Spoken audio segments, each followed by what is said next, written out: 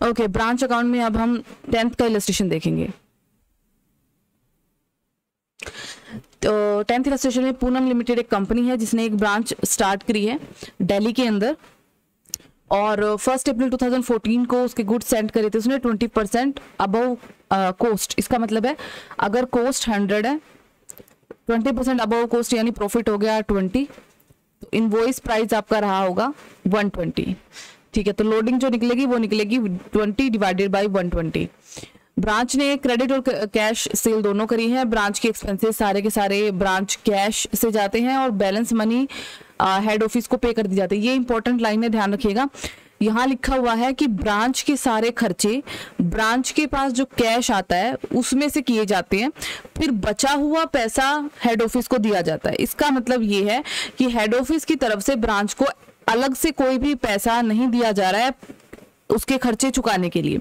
अगर ऐसा है तो फिर हमें क्या करना पड़ेगा, हमें एक अकाउंट बनाना पड़ेगा जिसको हम बोलते हैं मेमोरेंडम ब्रांच बैंक अकाउंट, क्योंकि इस अकाउंट की मदद से हमें ये देखना है कि ब्रांच के पास आखिरी में कितना पैसा बचता है जो कि बाद में रेमिट किया जाता है आपके हेड ऑफिस को, या फिर जो भी आपका क्लोजिंग बैलेंस वहां पे निकल के आएगा। ये बनाना इसलिए जरूरी है क्योंकि उसमें हमें सारी पैसे की ट्रांजैक्शन डालनी पड़ेंगी कि ब्रांच के पास शुरू में इतना पैसा था, इतना पैसा उसने डेटर से कलेक्ट किया, इतना कैश सेल से उसके पास आया, इतना उसने खर्चा पे करा और इतना उसके पास बैलेंस बच गया। तो ये चीजें हमारे पास निकालनी जरूरी है। तो ब्रांच बैंक अकाउंट बनाएंगे हम। ओके, डबल एंट्री सिस्टम नहीं है उनका, ठीक है, अकाउंट बनाना है अभी। चलो ब्रांच का अकाउंट बनाते हैं हम। सबसे पहले हम बनाएंगे क्योंकि हमारे पास हमारे पास जो है ना यहाँ पे क्लोजिंग डेटर है लेकिन हमारे पास ओपनिंग डेटर नहीं है, तो हमें ओपनिंग डेटर निकालना पड़ेगा। तो उसके लिए अगर मेमोरेंडम ब्रांच डेटर अकाउंट बनाते हैं सीधा सीधा।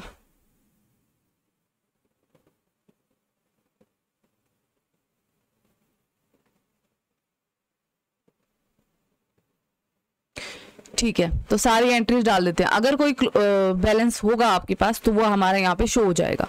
सबसे पहले हमें क्या दिखाना है, जिस भी चीज से डेटर्स आपके बढ़ रहे हैं, तो क्रेडिट सेल यहाँ आ जाएगी।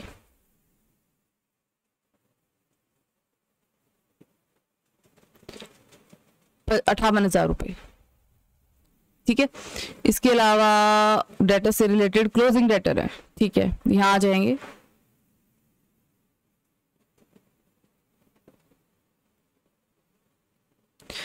बैड डेट्स हैं इसके अलावा,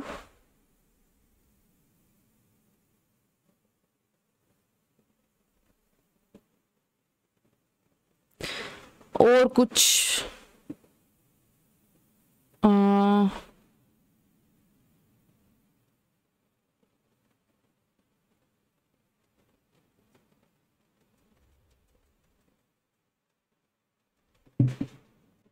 और कुछ भी नहीं है आपका डेटर से रिलेटेड। ठीक है, तो इसका मतलब सीधा फिर हम बैलेंस निकालते हैं। तो ये डेबिट साइड का टोटल हो गया आपके पास 58,000। ठीक है, क्रेडिट साइड का टोटल कम है। क्रेडिट साइड पे हमारी सिर्फ एक ही चीज आती है जो कि है आपकी cash received from debtor bank account के नाम से। ठीक है, तो कैश रिसीव्ड फ्रॉम डेटर हो जाएगा आपका यहाँ पे 37,000 रुपये। अब यहाँ पे हमारे पास ओपनिंग डेटर भी नहीं है, लेकिन ओपनिंग डेटर का बैलेंस आया नहीं। अगर क्रेडिट साइड ज्यादा होती तो जो भी बैलेंस होता ओपनिंग डेटर होता, पर अभी इसका मतलब ये है कि हमारे पास ओपनिंग डेटर कोई थे ही नहीं। हमारे पास सिर्फ क्लोजिंग डेटर थे और हमारे पास क्रेडिट सेल थी, यानी हमने इसी साल जो है क्रेडिट सेल की थी, उससे पहले हमारी कोई क्रेडिट सेल थी नहीं। ओके, उसके बाद हम बनाएंगे अब मेमोरेंडम बैंक अकाउंट।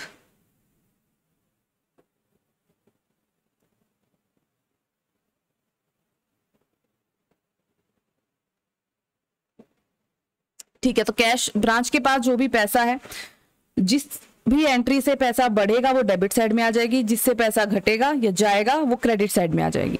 सबसे पहले देखिए पैसा कहाँ से आ रहा है।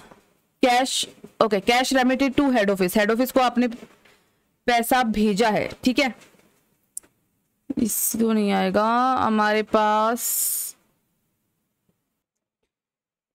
ओके, चलो यहाँ से स्टार्ट कर देते खर्चे से ही। सबसे पहले cash remitted to head office, मतलब हेड ऑफिस को ब्रांच ने पैसा सेंड किया है, ठीक है, 43,000 का, ये आ जाएगा यहाँ पे। इसको हम लिखेंगे बाई बैंक अकाउंट के नाम से। ठीक है। कैश रिसीव्ड फ्रॉम ब्रांच ये है, ये हो जाएगा आपका 43,000, पैसा इससे कम हुआ ब्रांच के पास। Cash in hand at branch, आखिरी में कितना पैसा था, क्लोजिंग बैलेंस, तो बाय बैलेंस CD ये था आपका 2000, ठीक है, क्लोजिंग बैलेंस आ गया। उसके बाद है cash remitted by head office to branch, branch को कैश भेजा गया था, तो ये आ जाएगा ब्रांच के पास पैसा आया है, डेबिट साइड पे डाल देंगे हम, ये भी बैंक के नाम से एंट्री होगी। ओके, इसके अलावा एक्सपेंसेस पे किए गए हैं, ये क्रेडिट साइड के ऊपर आता है, तो बाय ब्रांच एक्सपेंसेस अकाउंट, कितने के एक्सपेंसेस हैं, 12,000 के, ठीक है। इसके अलावा एक डेटर से पैसा मिला था ब्रांच को, तो टू बैंक अकाउंट 37,000 डेटर के पास से आ गए, ठीक है। अब और कुछ नहीं है कैश से रिलेटेड, यहाँ पे एंट्री, एक्सपेंसेस आ चुके हैं, क्लोजिंग बैलेंस आ चुका है, सब है। अब हमें देखना है कि बैलेंसिंग फिगर किस साइड आ रही है। अगर आप इनका टोटल करो तो आप देखोगे credit side obviously debit side से ज्यादा है, ठीक है। तो क्रेडिट साइड का हम एक बार टोटल कर लेंगे, ये आ जाएगा आपका 57,000, यानी जो भी बैलेंस बचा हुआ है वो आपका डेबिट साइड पे बचा हुआ। अब डेबिट साइड पे हमारे पास दो चीजें मिसिंग है, फर्स्ट ऑफ ऑल सेल्स और दूसरी है हमारे पास ओपनिंग बैलेंस। अब सीधी सी बात है, ओपनिंग बैलेंस इसके पास शुरू में इतना ज्यादा नहीं रहा होगा जितना ज्यादा ये बैलेंस आएगा, क्योंकि 20,000 तो यहाँ से ही आ रहे हैं, ठीक है, और 3 काट दो 17,000 रुपए है। तो जो भी आपका यहाँ पे डेबिट साइड पे बैलेंसिंग फिगर है, अगर ओपनिंग और आपका सेल्स दोनों गायब है, कैश सेल्स, तो मतलब जो भी बैलेंसिंग फिगर है आपकी वो कैश सेल ही होनी चाहिए, ओपनिंग बैलेंस वो नहीं होना चाहिए, ठीक है। तो यहाँ पे हम कैश सेल्स दिखा देंगे, वो हो जाएगी आपकी 17,000। In case cash sale already होती और आपका फिर भी डेबिट बैलेंस कम आ रहा होता तो हमारा वो ओपनिंग बैलेंस होता कैश का, बट इस वक्त वो केस नहीं है, ठीक है। ओके, तो हमारे पास सारी मिसिंग फिगर जो आ चुकी हैं, cash received from debtor and cash cell. वैसे अब हम बनाएंगे सीधा अपना ब्रांच अकाउंट।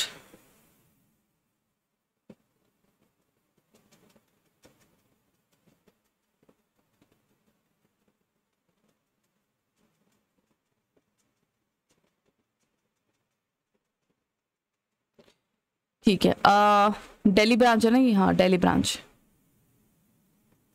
ओके, तो सबसे पहले स्टार्टिंग करनी है हमारे पास, ओपनिंग स्टॉक वगैरह तो कुछ है नहीं, गुड्स सेंड टू ब्रांच से ही अपनी स्टार्टिंग होगी, तो to goods sent to branch, ठीक है। ओके, अभी देखिए यहाँ पे क्या चीज इंपॉर्टेंट है, cost of goods sent to branch दिया हुआ है आपको, यहाँ पे कॉस्ट दिया गया है, ठीक है। आपने गुड्स सेंड करे हैं इनवॉइस प्राइस के ऊपर और यहां दे रखी है कॉस्ट, क्या करना पड़ेगा, इसको इनवॉइस प्राइस में कन्वर्ट करना पड़ेगा, फिर हम क्रेडिट साइड पे इसकी लोडिंग दिखा देंगे, तो कॉस्ट बच जाएगी बैलेंस में, लेकिन एक बार हमें इसे इनवॉइस प्राइस पे ही शो करना पड़ेगा। तो 50,000 ये कॉस्ट प्राइस है, ठीक है। इस इक्वेशन में देख लो कॉस्ट किसके बराबर है, 100 के, ये 100 के बराबर है। हम निकाल लेंगे इनवॉइस प्राइस कितने के बराबर है, 120 के, मल्टीप्लाइड बाय 120, इस तरीके से करके हम इनवॉइस प्राइस निकाल लेंगे, तो ये आ जाएगा आपका 60,000, ठीक है। अब इसकी लोडिंग निकाल लेते हैं, तो बाय गुड्स सेंट, तो लोडिंग निकालने के दो तरीके हैं, या तो आप ऐसे निकाल लो, इसको 20 बाय 120 से मल्टीप्लाई कर दो 60,000 को, या फिर कॉस्ट का और इनवॉइस का डिफरेंस देख लो, तो इनवॉइस 60,000 है, कॉस्ट 50,000 थी, लोडिंग आ गई सीधी सी 10,000।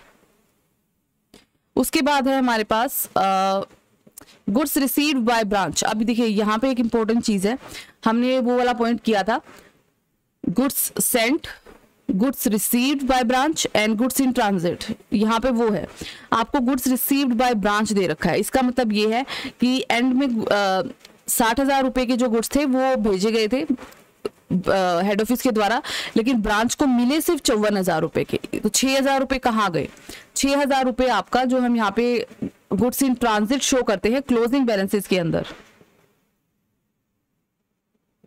यहां हम दिखा देंगे उसको goods in transit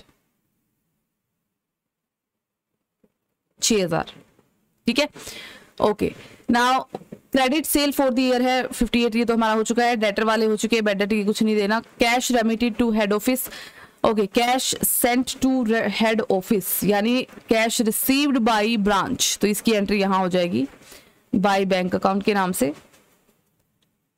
cash sent to head office और कैश रिसीव्ड फ्रॉम ब्रांच या cash received by head office, जो भी आप लिखना चाहो। Cash remitted by head office to branch, इसकी एंट्री हम कर चुके हैं। ओके,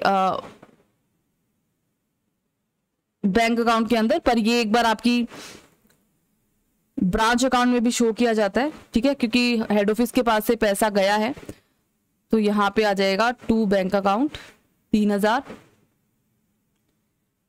खर्चे के लिए ही गया था। क्लोजिंग स्टॉक है आपका 6000, इनवॉइस प्राइस पे ही दिया हुआ है तो कुछ भी निकालने की जरूरत नहीं है।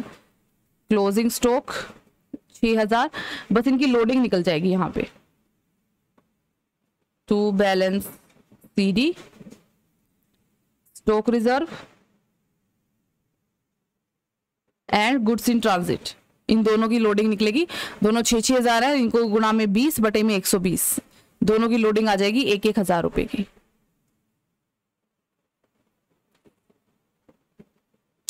Okay, expenses incurred at branch 12,000 रुपए की, इसकी एंट्री तो हम डाल ही चुके हैं, एक्सपेंसेस हमारे पे हो चुके हैं, ठीक है।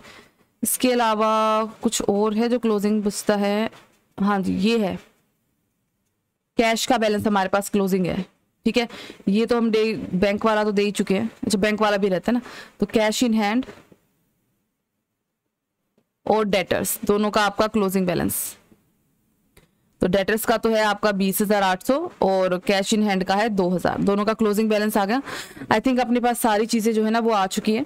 बस अभी आपको क्या करना है, जन profit and loss account profit निकालना है आपका और इसको यहाँ पे ट्रांसफर करना है।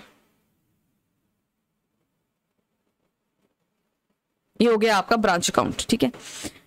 अब हम चलते हैं नेक्स्ट पॉइंट के ऊपर, 11 का इलस्ट्रेशन। थोड़ा सा अलग टॉपिक आएगा अब यहाँ पे, हम दो चीजें करेंगे यहाँ पे। सबसे पहले है आपकी purchase of asset by branch, दूसरा पॉइंट हम करेंगे purchase of asset bye head office. अब देखिए हेड ऑफिस अगर कोई परचेज करता है एसेट की, इसकी क्या ट्रीटमेंट करनी है हमें पहले से ही पता है, क्योंकि हम ये पहले से ही करते आए हैं। अगर हेड ऑफिस एसेट परचेज कर रहा है तो ब्रांच अकाउंट के डेबिट साइड पे हम उसको दिखाते हैं, और उसमें अगर कोई डेप्रिसिएशन है तो डेप्रिसिएशन को माइनस करके हम उसका यहाँ पे क्लोजिंग बैलेंस शो कर देते हैं, ठीक है। ये तो सिंपल है, ये हम करते आए हैं।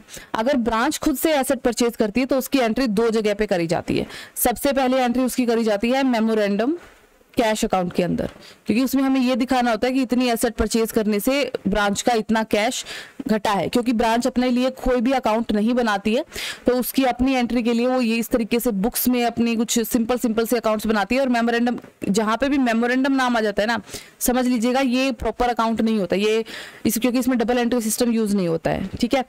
बस इसको अपने रिकॉर्ड के लिए चाहिए। दूसरी चीज, ये ब्रांच अकाउंट के जो परचेज एसेट जो भी ब्रांच जो भी एसेट परचेज करती है उसको ब्रांच अकाउंट के हमेशा सिर्फ क्रेडिट साइड के ऊपर शो किया जाता है क्लोजिंग बैलेंसेस के अंदर, ठीक है। दोनों का डिफरेंस मैं फिर बता देती हूँ। अगर हेड ऑफिस एसेट परचेज करता है तो डेबिट साइड पे उसको शो करते हैं ब्रांच अकाउंट के, और क्रेडिट साइड के ऊपर उसमें से डेप्रिसिएशन निकाल के अगर है तो क्लोजिंग बैलेंस शो करते हैं। अगर ब्रांच एसेट खरीदती है तो एक तो हम उसको मेमोरेंडम कैश अकाउंट के अंदर शो करते हैं क्रेडिट साइड के ऊपर, दूसरा हम ब्रांच अकाउंट में क्रेडिट साइड के ऊपर क्लोजिंग बैलेंस में उसको शो करते हैं। तो ये दो टाइप की इनकी एंट्री होती है। अभी हम एक इलस्ट्रेशन देखते हैं जिसमें और ज्यादा क्लियर होगा। अभी इस इलस्ट्रेशन में मैं आपको मेनली जो अलग डिफरेंट पॉइंट है सिर्फ वही बताऊंगी, पूरा ब्रांच अकाउंट में आपको नहीं बना के दिखाऊंगी, आप वो आराम से अब कर सकते हो I guess. Atlas cycle company है, उसका ब्रांच है रोहतक में। गुड्स इनवॉइस किए जाते हैं कॉस्ट प्लस 25%, इसका मतलब अगर कॉस्ट 100 है तो इसका 25 प्रॉफिट हो जाएगा और इनवॉइस प्राइस हो जाएगा आपके पास 125। लोडिंग निकालनी है तो निकलेगी 25/125, ठीक है। सारे खर्चे जो है वो चेक के द्वारा हेड ऑफिस देता है पेटी एक्सपेंसेस को छोड़ के, ठीक है। ओके, नाउ स्टॉक का ओपनिंग क्लोजिंग है, डेटर का ओपनिंग क्लोजिंग है, कैश सेल है, क्रेडिट सेल है, cash remitted to the head office है, ठीक है।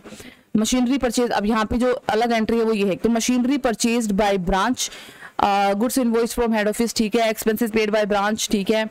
एक्सपेंसेस पेड बाय ब्रांच, ये ब्रांच के एक्सपेंसेस हैं। ये expenses paid by head office directly आपके ब्रांच अकाउंट के अंदर शो किए जाएंगे, ठीक है। और एक्सपेंसेस पेड बाय ब्रांच जो है आपके, ये पेटी एक्सपेंसेस है जो ब्रांच ने पे करें, क्योंकि आप देखोगे सिर्फ 240 रुपए के हैं, ठीक है। तो ये मेमोरेंडम ब्रांच कैश अकाउंट के क्रेडिट साइड के ऊपर जाएगा, क्योंकि सीधा हम कैश अकाउंट बनाएंगे यहाँ पे, क्योंकि आपने मशीनरी परचेज कर रखी है तो वो कैश अकाउंट में दिखानी पड़ेगी। Head office sent cash to purchase safe for the branch, ठीक है। ओके, सेफ परचेज करा है ब्रांच ने और उसके लिए हेड ऑफिस ने पैसे दिए हैं, ठीक है। वैसे तो इसको मेमोरेंडम कैश अकाउंट में दिखाने की जरूरत नहीं है, पर आप इसे दिखा सकते हो। उसमें फिर आपको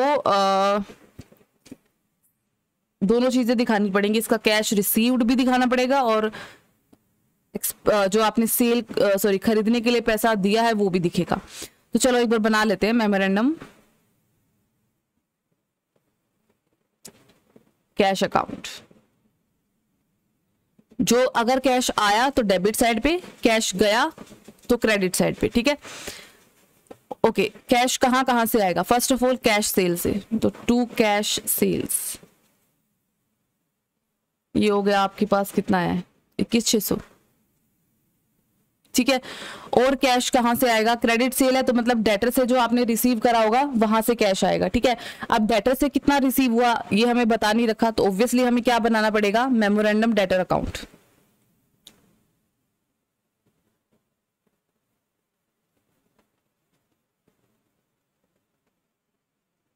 ओपनिंग डेटर यहां आ जाएगा, ठीक है। ओपनिंग डेटर कितना है अपने पास? 2800। क्लोजिंग डेटर कितना है? 3600, ठीक है। क्रेडिट सेल्स हमें दे रखी हैं 14,000 रुपए की। इसके अलावा डेटर से रिलेटेड आई थिंक कोई भी एंट्री नहीं है, बैड डेट वगैरह कुछ भी नहीं है। तो बाकी का बैलेंस जो आ जाएगा आपका वो आएगा कैश रिसीव्ड, ठीक है। ये आ जाएगा आपका कितना? 13,200। तो कैश रिसीव्ड फ्रॉम डेटर आ गया, ब्रांच ने कैश ले लिया डेटर से। यहाँ पे हम इसकी एंट्री डाल देंगे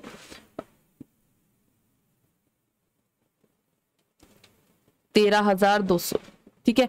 और कहां से कैश आ रहा है आपके पास? ये तो जा रहा है head office sent cash to purchase, ठीक है। तो हेड ऑफिस ने पैसा भेजा, यहाँ पे आ जाएगा हेड ऑफिस अकाउंट 2600, ठीक है। तो ये जो पैसा भेजा है सेफ खरीदने के लिए, पहले इसको ही खर्च कर देते हैं, क्योंकि आपने सेफ खरीदा है तो बाई सेफ अकाउंट 2600। तो ये तो आया और गया, इसका तो कुछ नहीं है।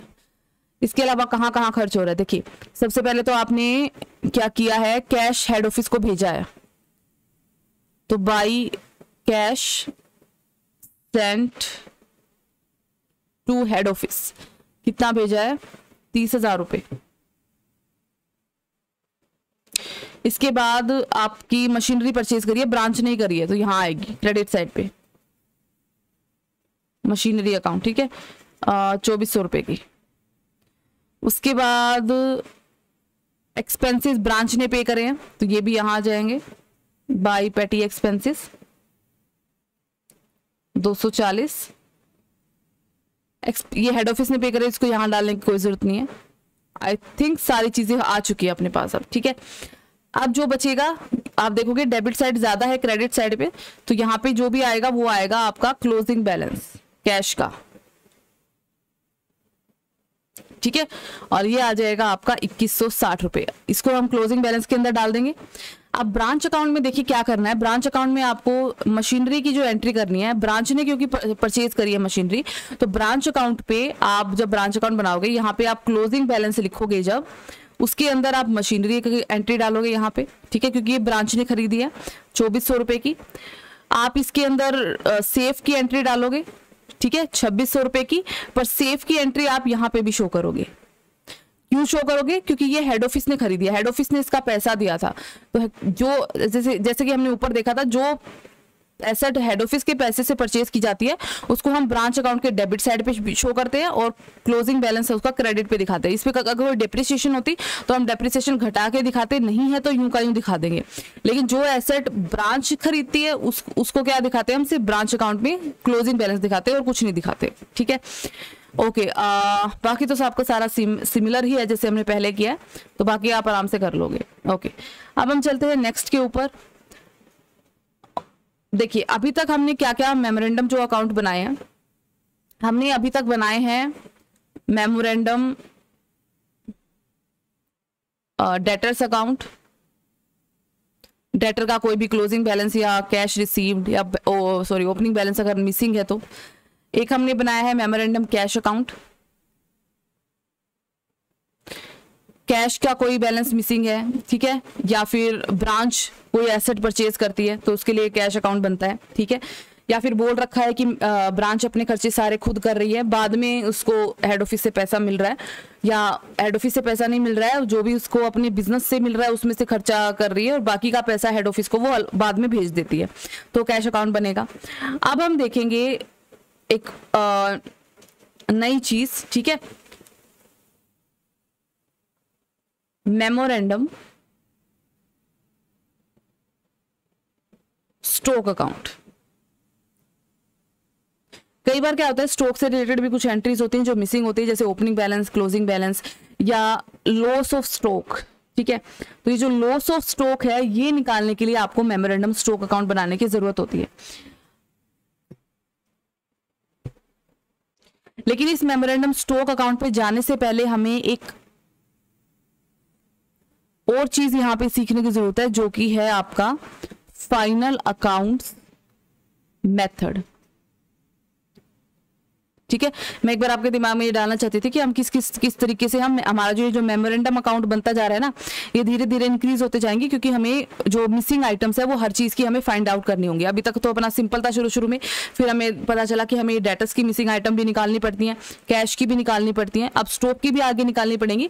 तो एक बार हम चलते हैं फाइनल अकाउंट मेथड के ऊपर। हमने अभी तक जो करा था वो था हमारा डेटर मेथड, ठीक है, अब आएगा फाइनल अकाउंट मेथड। अब फाइनल अकाउंट मेथड में क्या होता है, इसके अंदर हम बनाते हैं trading and profit and loss account of the branch. ठीक है, ब्रांच का अकाउंट बनाते हैं। इसका एक स्पेसिमेन मैं आपको बना के दिखा देती हूँ कि कैसे बनता है ये। जो normal trading and profit and loss account होता है ये कुछ वैसा ही होता है, बस एक आधी इसमें कुछ अलग चीजें आ जाती हैं आपकी। तो हम इसको लिखते हैं ब्रांच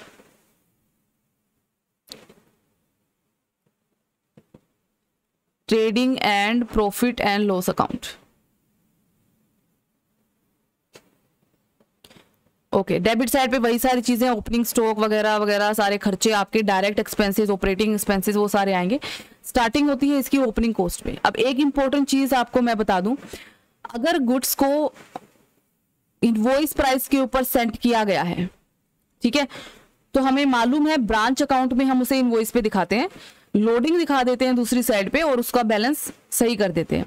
लेकिन trading and profit and loss account में स्टॉक या गुड्स हमेशा कॉस्ट प्राइस के ऊपर शो किए जाते हैं, इस बात को याद रखिएगा। तो अगर आपको क्वेश्चन में इनवॉइस वाली वैल्यू दे रखी है तो आपको उसका कॉस्ट प्राइस निकालना पड़ेगा और यहाँ पे डालना पड़ेगा। ये हमेशा कॉस्ट प्राइस पे ही दिखाई देते हैं stock and goods, invoice price के ऊपर हम नहीं डालते हैं। ठीक है, देन उसके बाद अच्छा, अब नॉर्मल ट्रेडिंग में हम क्या दिखाते हैं, परचेज, लेकिन ब्रांच तो परचेज कर ही नहीं रही है, ब्रांच को तो गुड्स भेजे जा रहे हैं हेड ऑफिस के द्वारा, तो हम यहाँ पे दिखा देंगे goods sent to branch. Purchase होते तो वो दिखाते, लेकिन हमारा गुड्स सेंट ही नॉर्मली यही होता है, ये भी एट कॉस्ट आएगा आपका। ठीक है, इसके अलावा जितने भी डायरेक्ट एक्सपेंसेस हैं नॉर्मल ट्रेडिंग अकाउंट की तरह वो सारे आ जाएंगे, जैसे वेजेस हो गया, फैक्ट्री का खर्चा हो गया, कैरेज इनवर्ड हो गया, ये सारी चीजें, सारे डायरेक्ट एक्सपेंसेस। ठीक है, क्रेडिट साइड पे सबसे पहले आएगी आपकी सेल्स, और सेल्स के अंदर आपकी कैश सेल और क्रेडिट सेल दोनों ही आपकी यहाँ पे लिखी जाती है, टोटल सेल। उसके बाद आपका आता है क्लोजिंग स्टॉक, डालते हैं हम नॉर्मल ट्रेडिंग अकाउंट की तरह। ठीक है, इसके अलावा अगर मान लीजिए गुड्स इन ट्रांजिट है, तो गुड्स इन ट्रांजिट को ब्रांच अकाउंट में देखो हम कहाँ लिखते हैं, ब्रांच अकाउंट में हम हमेशा क्लोजिंग बैलेंस के अंदर डालते हैं, यानी goods in transit closing stock का हिस्सा बनता है। अब पूरे साल आपके पास माल नहीं आया, आखिर में वो ट्रांजिट वाला गुड्स आ जाएगा, आप उसको बेच थोड़ी पाओगे, क्लोजिंग स्टॉक में ऐड हो जाएगा वो, ठीक है। तो वो भी यहाँ पे आएगा।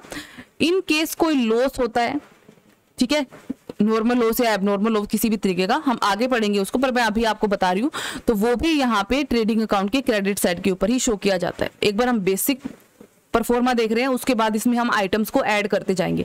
तो बेसिक को आप एक बार ध्यान रखिए। यहाँ पे हम इसका टोटल लेते हैं, फिर यहाँ पे हमारा वही नॉर्मल ग्रोस प्रॉफिट निकल के आता है, ठीक है, और ये हो गया आपका टोटल। ग्रोस प्रॉफिट को हम P&L अकाउंट में ट्रांसफर करते हैं। यहाँ आपके जितने भी इनडायरेक्ट एक्सपेंसेस होते हैं सारे के सारे, या हेड ऑफिस ने जो एक्सपेंसेस करे हैं, बाकी के जितने भी खर्चे होते हैं यहाँ पे शो किए जाते हैं। सो जैसे यहाँ आ जाएगा आपका हेड ऑफिस जो एक्सपेंस पे करता है, so expenses paid by head office, ठीक है। इसके अलावा ब्रांच का कोई एक्सपेंस होता है वो भी यहाँ आएगा।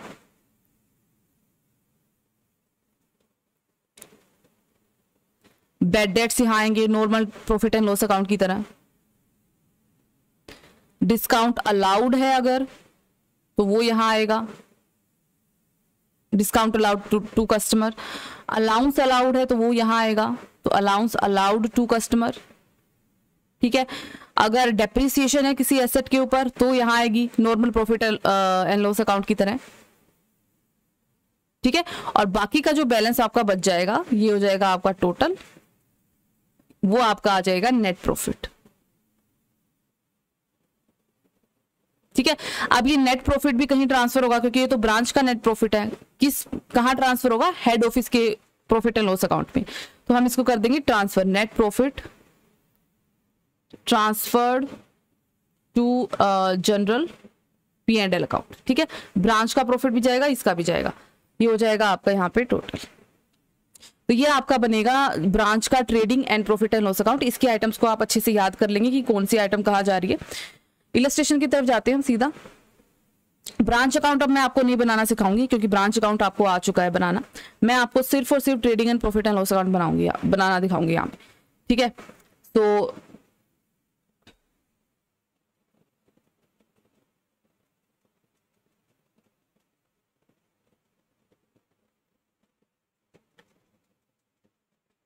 ठीक है, देखिए श्री राधा मोहन लिमिटेड है, उसकी एक ब्रांच है मैसूर में, ठीक है। गुड्स इनवॉइस किए जाते हैं कॉस्ट प्लस 25%, यानी कॉस्ट अगर 100 है प्लस प्रॉफिट हो गया इसका 25%, तो इनवॉइस प्राइस हो जाएगा आपका 125। अगर लोडिंग निकालनी है तो लोडिंग निकलेगी 25 डिवाइडेड बाय में 125। अगर कॉस्ट निकालनी है तो कॉस्ट निकलेगी 100 डिवाइडेड बाय में 125, ठीक है। अगर आपको इनवॉइस प्राइस निकालना हुआ, कॉस्ट दे रखी हो मान लो आपको, तो वो निकलेगा आपका 125 डिवाइडेड बाय 100, ठीक है। ब्रांच की सेल जनरल रखती है, डेटा लेजर रखती है, वो अपना इंफॉर्मेशन आपको दे रखी है। यहाँ पे trading and profit and loss account बनाना है आपको, ठीक है। देखिए सबसे पहले opening stock at cost price, तो हम ओपनिंग स्टॉक जो डालते हैं कॉस्ट पे ही डालते हैं, कॉस्ट पे दे रखा है, कुछ निकालने की जरूरत ही नहीं है हमें। तो यहाँ आ जाएगा आपका ओपनिंग स्टॉक 16,000 रुपए का।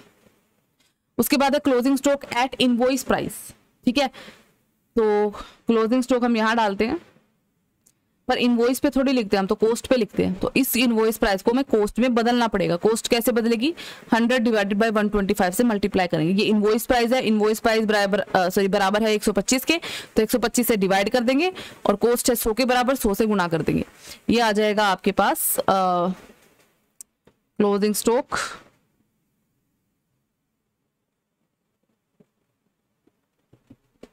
20,000 आ जाएगा।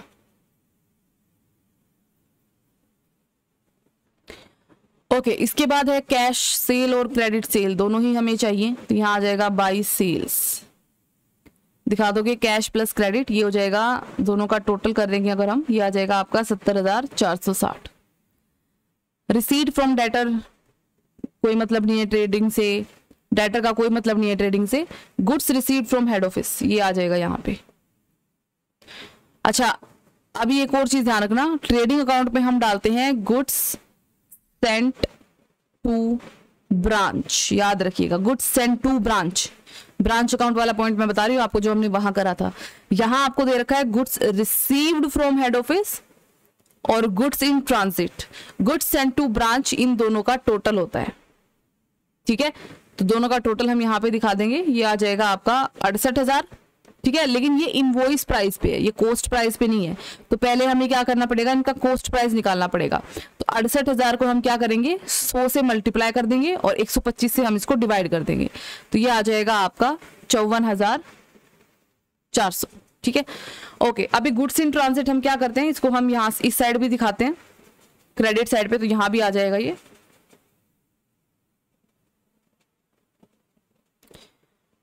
8,000 जो है ये प्रॉपर आपका इनवॉइस प्राइस है, तो इसका कॉस्ट निकालना पड़ेगा। 100 से मल्टीप्लाई कर दो, 125 से डिवाइड कर दो, 6400 आ जाएगा सीधा सीधा। Expenses paid by head office, ये तो भी अपना नेट प्रॉफिट में जाए, उसमें सॉरी P&L में जाएगा। तो यहाँ आएगा आपका ग्रोस प्रॉफिट, ठीक है। ये हो जाएगा आपका 26,460। ग्रोस प्रॉफिट को हम क्या करेंगे, P&L अकाउंट के अंदर ट्रांसफर बाय ग्रोस प्रॉफिट। अभी एक्सपेंसेस जो पे करे हैं वो आ जाएंगे डेबिट साइड पे, कितने हैं 12,300। बाकी का जो बैलेंस आएगा वो आ जाएगा आपका नेट प्रॉफिट, ठीक है। ये निकल जाएगा आपका trading and profit and loss account. अब नेक्स्ट इलस्ट्रेशन देख लेते हैं, कुछ नया हुआ वही बताऊंगी मैं आपको। माधव सन्स न्यू दिल्ली है, इसकी एक ब्रांच है मुंबई में। सारे गुड्स जो है sale required for sale at Mumbai are supplied at cost plus 20%। तो भाई कॉस्ट प्लस है तो कॉस्ट को मान लेंगे हम 100 प्लस इसका प्रॉफिट हो जाएगा 20%। तो इनवॉइस प्राइस हो जाएगा अपने पास 120। अगर आपको लोडिंग निकालनी है तो 20 डिवाइडेड बाय 120। अगर आपको कॉस्ट प्राइस निकालना है तो 100 डिवाइडेड बाय 120। अगर आपको इनवॉइस प्राइस निकालना हुआ तो 120 डिवाइडेड बाय 100, ठीक है। ओके, ओपनिंग स्टॉक है, ओपनिंग डेटर है, पेटी कैश का ओपनिंग बैलेंस है। Trading and profit and loss account का कोई मतलब नहीं होता है पेटी कैश से, ये सिर्फ और सिर्फ आपका ब्रांच अकाउंट के अंदर जाता है, ठीक है। Goods invoiced to branch, goods sent to branch और इनवॉइस प्राइस पे भेजे गए हैं। तो first of all trading and profit and loss account के अंदर इसका कॉस्ट प्राइस दिखाया जाएगा, ब्रांच अकाउंट में ये यूं का यूं दिखाया जाएगा, फिर बाद में इसकी लोडिंग निकाल दी जाएगी, ठीक है। Return goods to head office, head office को कोई भी गुड्स रिटर्न होते हैं, ठीक है। तो सबसे पहले ब्रांच अकाउंट के क्रेडिट साइड पे शो किया जाता है, okay. Return to head office है तो ये एक तरह से जैसे हमारा परचेज रिटर्न होता है, आपको याद होगा।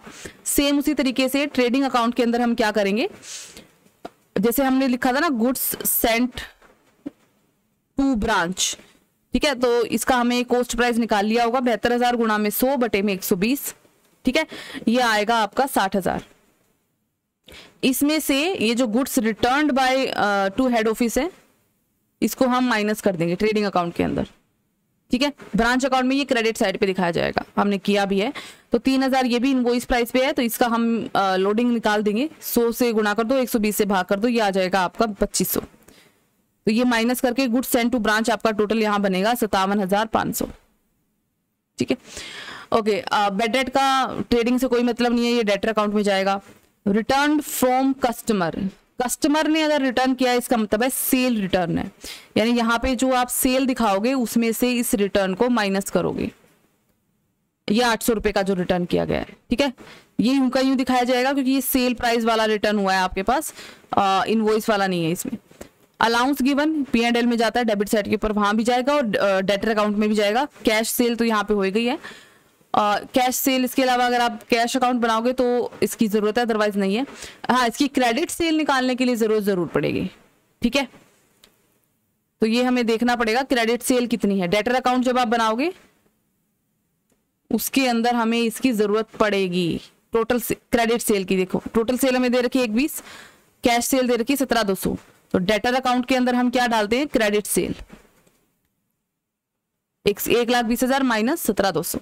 Provision for bad and doubtful debt. अब एक और चीज मैं आपको बता दूं, provision for bad and doubtful debt जो होता है ये भले ही डाउटफुल डेट्स हैं लेकिन हम इसको डेटर अकाउंट के अंदर नहीं डालते। तो इस चीज को आप याद रखेंगे, provision for bad and doubtful debt debtor account में नहीं जाएगा, इसको हम प्रॉफिट एंड लॉस अकाउंट के अंदर डेबिट साइड के ऊपर डालेंगे, बैड डेट को भी और इसको भी। ठीक है, डेटर अकाउंट के अंदर सिर्फ बैड डेट्स जाते हैं, provision for bad and doubtful debt नहीं जाता है, मैं फिर से आपको बता रही हूँ। ओके, इसके अलावा ये और भी कहीं जाएगा, provision for bad and doubtful debt. Branch account जब हम बनाते हैं, ब्रांच अकाउंट के अंदर जब आप डेटर का क्लोजिंग बैलेंस दिखाओगे, डेटर्स का, वहां पे आप इस प्रोविजन को माइनस कर दोगे। ठीक है, तो फिर से सुन लो, प्रोविजन फॉर डाउटफुल डेट दो जगह पे जाएगा। फर्स्ट, P&L अकाउंट के डेबिट साइड पे। सेकंड, ब्रांच अकाउंट में जब आप डेटर का क्लोजिंग बैलेंस दिखाओगे तो उस क्लोजिंग बैलेंस में से उसे माइनस करोगे। लेकिन जब आप branch memorandum branch debtor account बनाओगे, वहां पे आप इस प्रोविजन को शो नहीं करोगे, वहां पे आप बैड डेट शो करोगे बट इस प्रोविजन को वहां पे शो नहीं करोगे। ओके, तो पेटी कैश एक्सपेंसेस भी आप कर सकते हो। Remittance to branch for petty cash, ठीक है, ये ब्रांच के पास 1000 रुपए आए हैं पेटी कैश को देने के लिए। पेटी एक्सपेंसेस जो है आपके, ये एक तो प्रॉफिट एंड लॉस अकाउंट में भी दिखाए जाएंगे आपके, और पेटी एक्सपेंसेस जो है वो आपकी ब्रांच उसके अंदर भी एडजस्टमेंट होगी। क्योंकि कैसे होगी, पेटी कैश का, अच्छा हम इंटरेस्ट सिस्टम पे लागू नहीं करते हैं तो पेटी एक्सपेंसेस हम शो नहीं करेंगे ब्रांच में, लेकिन हम क्या करेंगे, पेटी कैश का ओपनिंग बैलेंस यहाँ डालेंगे 450। ठीक है, साल के दौरान आपके पास जो कैश आया वो 1000 आया है, तो पेटी कैश का जब आप क्लोजिंग बैलेंस दिखाओगे उसमें 450 प्लस 1000 और इसमें से जो एक्सपेंसेस पे करे गए हैं माइनस 880। इंटरेस्ट सिस्टम होता तो हम ये 880 यहाँ दिखा देते। ठीक है, अभी दिखाने की हम सिर्फ माइनस करके दिखाएंगे। ठीक है, क्लोजिंग स्टॉक है, क्लोजिंग डेटर है, बिल्कुल आराम से आपका सारा क्वेश्चन निकल जाएगा। तो जो अलग अलग से मुझे एंट्रीज लगी वो मैंने आपको बता दी। अब हम चलते हैं जो मैंने आपको शुरू में बताया था मेमोरेंडम स्टॉक अकाउंट की तरफ। ठीक है, अगर मान लीजिए स्टॉक में कोई वेस्टेज है, लॉस है, ठीक है, या इंक्रीज है, या किसी भी तरीके की इस तरह की कोई मिसिंग आइटम है आपके पास, तो उसके लिए हमें एक मेमोरेंडम स्टॉक अकाउंट बनाना पड़ता है। और मेमोरेंडम स्टॉक अकाउंट का परफॉर्मा मैं आपको यहाँ पे बना के दिखा रही हूँ।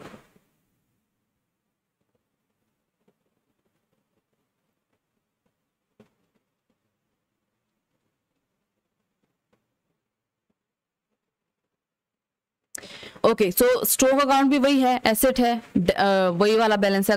अगर स्टॉक बढ़ता है ब्रांच के पास तो डेबिट कर दो, स्टॉक घटता है तो क्रेडिट कर दो, सिंपल सा रूल है। ठीक है, तो ओपनिंग बैलेंस दिखाएंगे सबसे पहले डेबिट साइड पे, हो गया। उसके बाद गुड्स सेंट टू ब्रांच जो होता है, उससे ब्रांच के पास गुड्स आता है तो ऑब्वियसली बैलेंस बढ़ेगा। ठीक है, ये इनवॉइस प्राइस पे ही शो होता है सारा, ध्यान रखिएगा, यहाँ पे कॉस्ट का कोई चक्कर नहीं है, कॉस्ट वाला सिर्फ ट्रेडिंग अकाउंट के अंदर था और कहीं नहीं है। उसके बाद है आपका, मान लीजिए सेल रिटर्न हो जाती है, आपने बेचा था गुड्स पर आपके पास वापस आ गया, यानी आपके पास स्टॉक बढ़ गया। इसके अलावा अगर मान लीजिए कोई दूसरी ब्रांच आपके पास गुड्स भेजती है तो goods received from other branch, basically जिस सोर्स से आपके पास स्टॉक बढ़ता है वो सारा का सारा आपका डेबिट में जाएगा।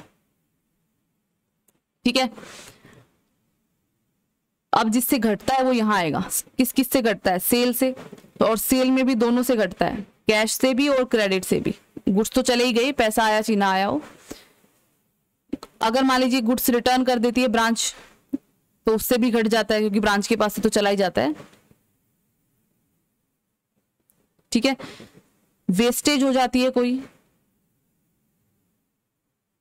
या लॉस हो जाता है। ठीक है, नॉर्मल एबनॉर्मल किसी भी तरीके का, और बाकी का आपका यहां आ जाएगा क्लोजिंग बैलेंस।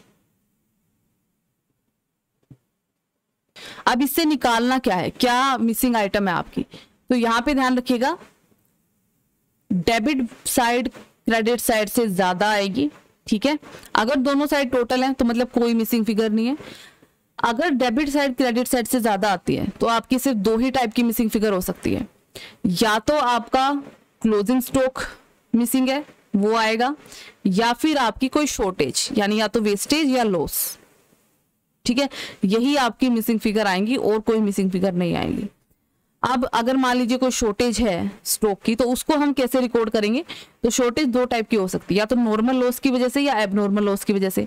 नॉर्मल लॉस जो नॉर्मली जैसे होता ही है, जैसे फर्नीचर बनाते हो तो लकड़ी को चीरा जाता है, तो वो चीरने से जो सारा लकड़ी जो वेस्ट होती है वो नॉर्मल लॉस है, क्योंकि वो होगी ही होगी, वो काम का पार्ट है, ठीक है, प्रोडक्ट बनाने का पार्ट है प्रोडक्शन का। लेकिन एबनॉर्मल लॉस होता है जो प्रोडक्शन का पार्ट नहीं होता, जैसे आग लग जाना, बाढ़ आ जाना, इस तरीके की शॉर्ट सर्किट हो गया, तो इस तरीके की जो चीजें होती है, ठीक है, वो एबनॉर्मल होती है। ओके, अगर अब इसका करना क्या है आपको, इसकी एंट्री दो जगह पे आपको करनी है, दो अकाउंट हम लेके चल रहे हैं, trading and profit and loss account वाला मेथड कर रहे हैं हम, ध्यान रखिएगा, फाइनल अकाउंट मेथड। तो दो ही अकाउंट है हमारे पास, एक तो है ब्रांच अकाउंट, ठीक है, स्टॉक में तो यहाँ पे आई जाएगी, आपको पता ही है कहाँ आएगी, और दूसरा है अपने पास trading and profit and loss account. Trading and profit and loss account निकालते समय मैंने आपको वैसे बताया भी था कि ट्रेडिंग अकाउंट में अगर कोई लॉस है गुड्स का, तो उसको हम ट्रेडिंग अकाउंट के क्रेडिट साइड के ऊपर शो करते हैं, ठीक है।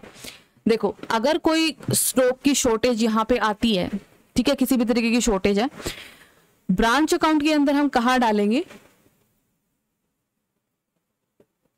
ब्रांच अकाउंट के अंदर, क्योंकि इस शॉर्टेज की वजह से जो है ना, इनकी क्लोजिंग स्टॉक की वैल्यू कम हो गई होगी, ठीक है।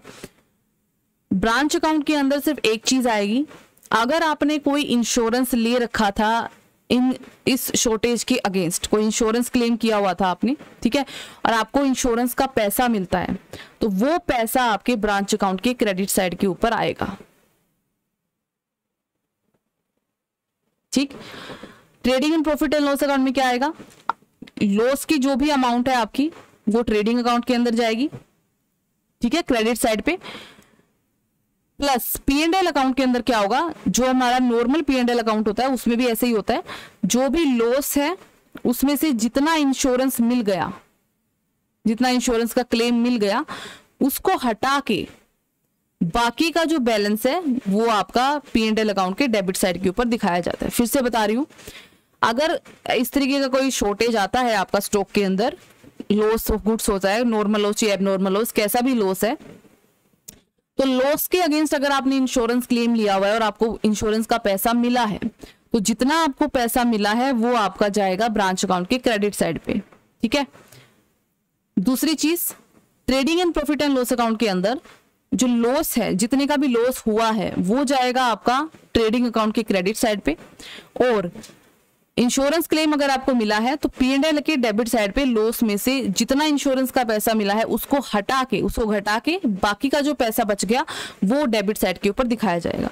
तो ये आपकी ट्रीटमेंट होगी अगर आपने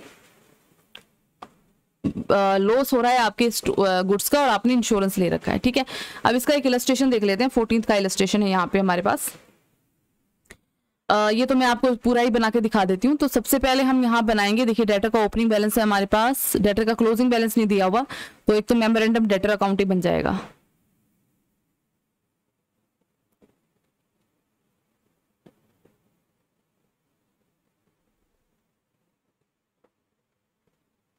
ठीक है, सबसे पहले ओपनिंग बैलेंस, सारे जितने भी मेमोरेंडम अकाउंट हम कर रहे हैं ना, ये बना लिए जाए तो ज्यादा अच्छा है, क्योंकि अगर बैलेंस बराबर आता है तो मतलब कुछ मिसिंग है ही नहीं, ठीक है। कैश अकाउंट की आपको हर बार बनाने की जरूरत नहीं होती, क्योंकि उसमें स्पेसिफिक आपकी रीजंस होते हैं, तभी आप बनाते हो कैश अकाउंट को, कि अगर मान लीजिए सारे एक्सपेंसेस ब्रांच ही पे कर रही है, बाद का बचा हुआ पैसा वापस कर रही है, या कैश की ही कोई आइटम आपकी मिसिंग है, ठीक है, तो उस केस में ही बनेगा, अदरवाइज नहीं बनेगा। ओके, स्टॉक हो गया आपका 28,000, ठीक है। इसके अलावा पेटी कैश वगैरह कुछ आने की यहाँ जरूरत है नहीं, क्रेडिट सेल जरूर आएगी यहाँ पे,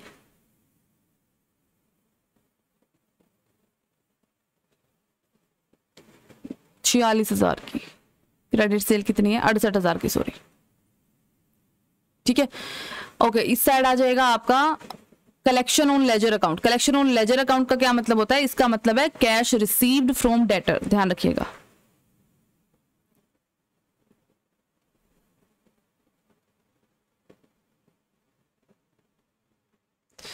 $61,400, ठीक है।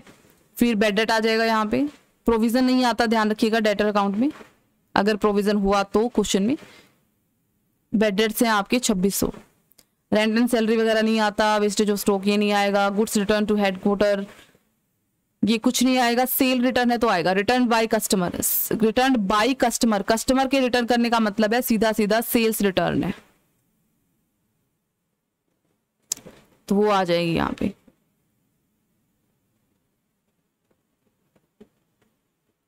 ठीक है, पेटी एक्सपेंसेस वगैरह वगैरह इन सब का डेटर से कोई लेना देना नहीं है। तो अब जो मिसिंग फिगर आपकी आ गई वो आएगी क्लोजिंग बैलेंस।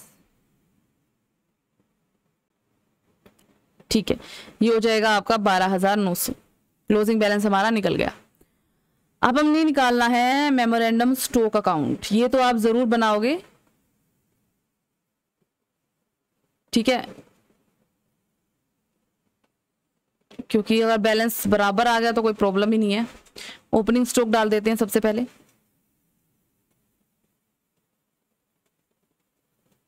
28,000।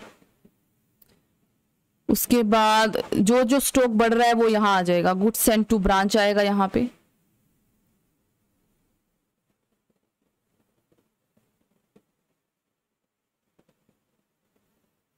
$92,500। और कैश और क्रेडिट सेल तो डेबिट यहां आ जाएंगी, सेल्स टोटल कर लो इनका, टोटल बनेगा 1,14,000।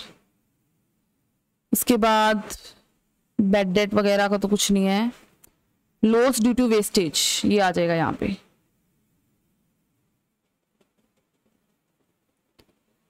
कितने का लॉस हुआ है, 2,400।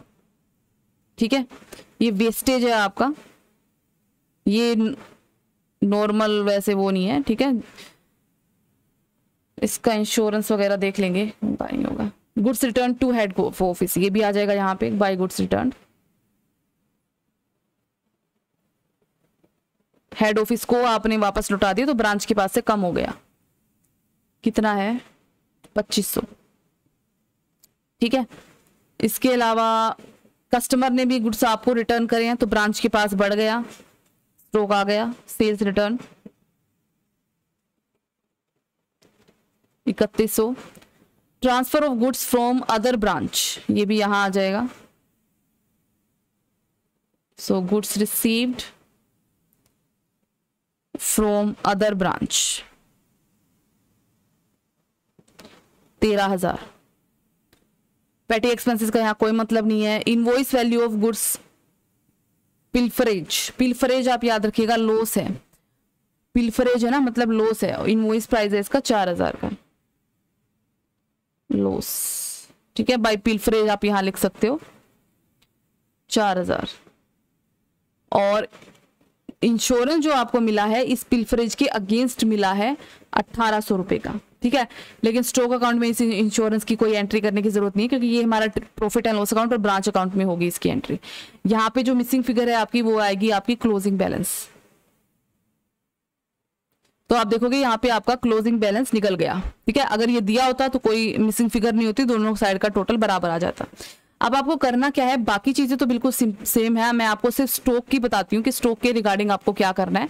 ये हो गया ब्रांच अकाउंट, ये हो गया trading and profit and loss account. ठीक है, अब देखिए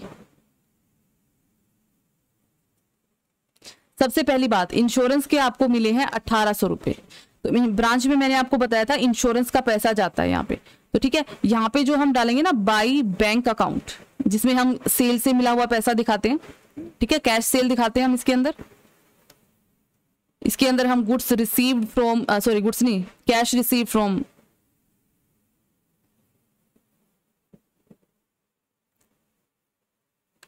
डेटर दिखाते हैं।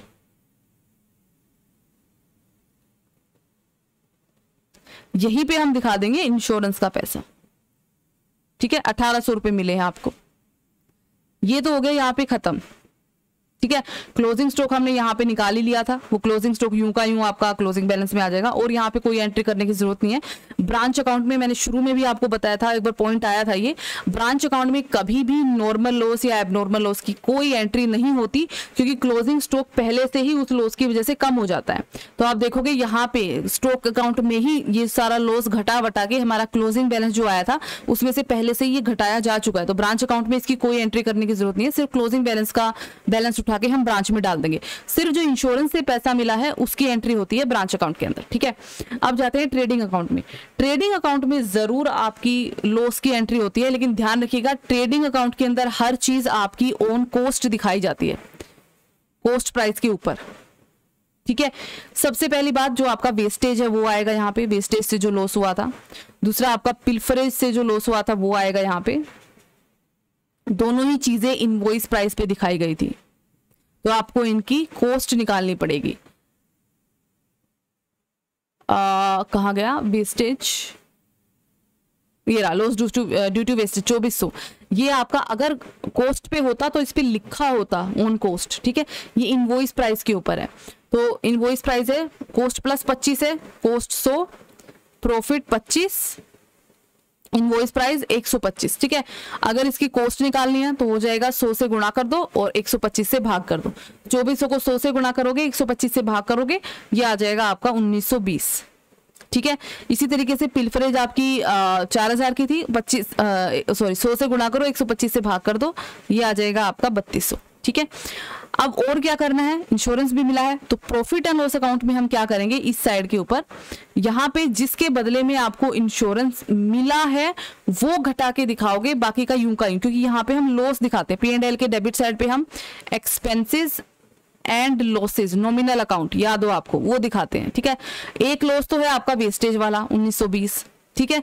दूसरा लॉस क्या है, पिल्फरेज का, लेकिन उसमें से इंश्योरेंस के 1800 रुपए मिल गए, तो 3200 माइनस 1800, ठीक है। ये अब लॉस आपका कम हो गया, अब आपका लॉस बच गया सिर्फ 1400 रुपए का। तो इस तरीके से हमें इस लॉस की एंट्री करनी पड़ेगी ब्रांच अकाउंट में, trading and profit and loss account के अंदर।